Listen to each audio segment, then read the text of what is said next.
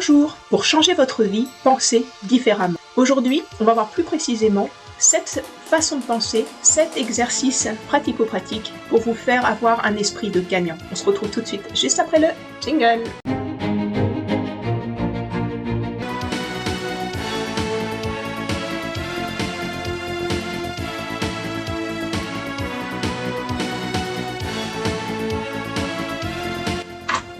Alors, comment réussir et de façon durable?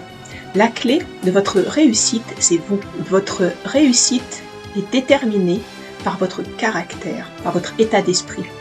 Votre caractère est lui-même déterminé par vos habitudes. Prendre alors conscience de vos habitudes est crucial pour pouvoir les ajuster en habitudes gagnantes. Envisagez la réussite autrement et donc la clé de votre succès. Cela passe par un changement de l'intérieur vers l'extérieur.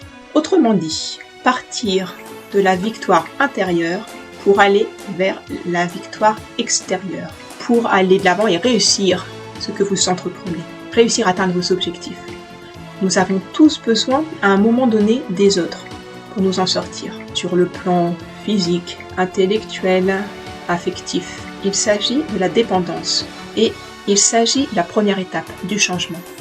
Il est important de pouvoir sortir à un moment donné de cette dépendance justement, parce que pour réussir, il est impératif de prendre votre vie en main. La deuxième étape du changement, c'est d'être capable de changer vos pensées, vos idées reçues, vos croyances et de prendre vos propres décisions, de vous trouver des nouvelles croyances. C'est l'indépendance pour pouvoir passer à l'action. La troisième phase va être l'interdépendance.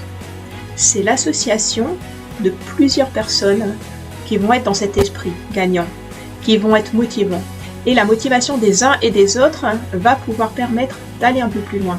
Alors maintenant, les 7 habitudes des personnes qui ont un moral de gagnant, ça vous permettra de réaliser ces 3 étapes. Habitude numéro 1. Faites vos propres choix. Nous avons tous 2 cercles. Un cercle d'influence composé de ce que l'on peut changer, comme nos pensées, nos réactions, notre comportement, des choses qui dépendent de nous. Et il y a aussi un autre cercle, celui des préoccupations, qui détermine tout ce qui est extérieur à nous et sur quoi on n'a pas ou peu de contrôle. Ça va être par exemple l'éducation, ça va être par exemple la société, la façon dont votre entourage vous perçoit, et du coup la façon dont votre entourage par exemple va vous voir, va déterminer comment vous pensez être. En réalité, vous avez la liberté de choisir qui vous souhaitez être. De ce miroir social découle 2 tendances.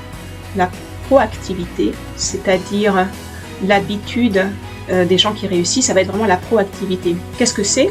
Ça veut dire se concentrer sur ce que vous pouvez changer, ce qui relève de votre cercle d'influence.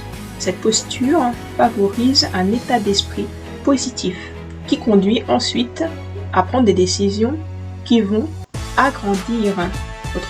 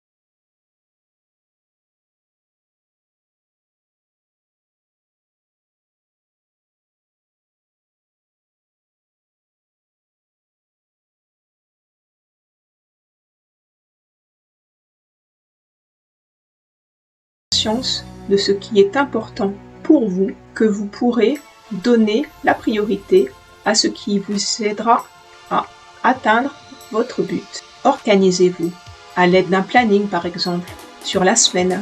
Définissez vos différents rôles et attribuez des objectifs à chacune de vos missions dans la semaine. Vous gagnerez ainsi du temps et optimiserez votre productivité pour ne pas vous éparpiller. Les 3 habitudes qui vont suivre vont vous amener vers l'interdépendance. Pour cela, développez votre caractère grâce au compte affectif. On a tous un compte émotionnel auprès de chaque personne que l'on côtoie. Il est créditeur lorsqu'on est bon envers cette personne et on le débite par les mauvaises choses. Par exemple, lorsqu'on ment à quelqu'un ou par exemple quand on n'a pas une bonne idée envers une personne. Et on le crédite, par exemple, lorsqu'on est reconnaissant envers quelqu'un. Le compte devient débiteur quand par exemple on fait plus de retrait que d'émotions. Engager une discussion positive dans cette situation devient alors très difficile. Afin d'avoir de meilleures relations avec votre entourage, vous pouvez comprendre l'autre. C'est certainement la meilleure solution pour bien alimenter votre compte affectif. Faire preuve d'empathie, les petites attentions, tenir vos promesses, exprimer clairement vos attentes, faire preuve d'intégrité, s'excuser lorsqu'on fait une erreur.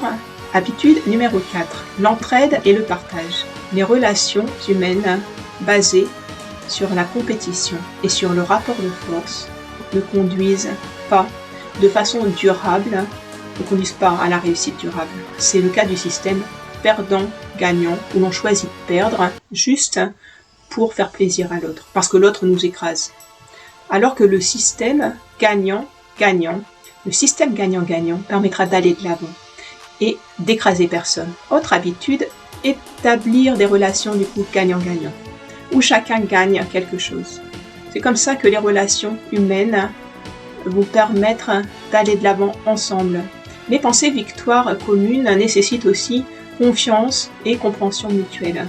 Et c'est justement grâce à votre caractère et à toutes les forces intérieures que vous avez en vous que vous pourrez y parvenir en agissant en fonction de vos valeurs et en exprimant vos intentions tout en acceptant l'autre comme il est, différent de vous, et en acceptant qui vous êtes également.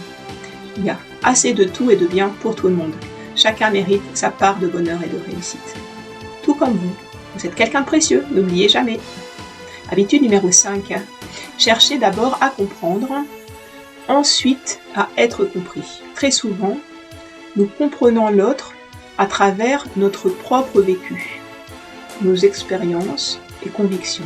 On le juge alors et passons à côté de la véritable problématique. Écouter réellement quelqu'un, c'est écouter pour le comprendre et non pour répondre forcément, et surtout pas pour juger.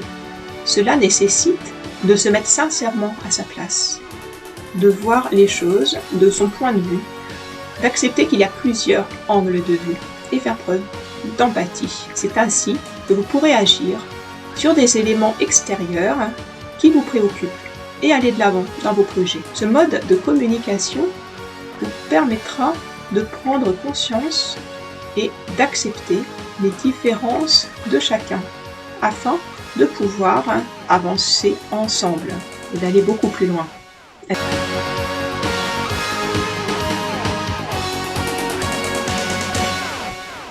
Habitude numéro 6.